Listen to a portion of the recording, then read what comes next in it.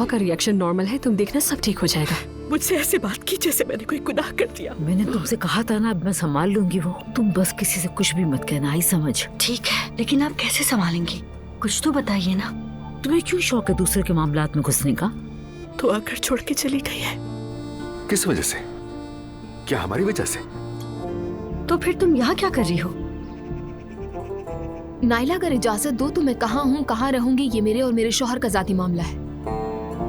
मैं और जैनब शादी कर रहे हैं। आप सीरियस है ना? कुछ पूछा है आपसे? बोलिए, आपको सुन रहा हूं मैं। सबसे पहले तो मैं तुम्हें याद दिलाता चलूं कि अपने लहजे पर काबू पाओ। तुम्हारे सामने कोई बच्चा नहीं बैठा है, मैं तुम्हारा चचा हूं, याद दिला रहा हूं। दुआ स्ट्रेस में अगर बच्चों को नुकसान हुआ तो आप होंगे जिम्मेदार।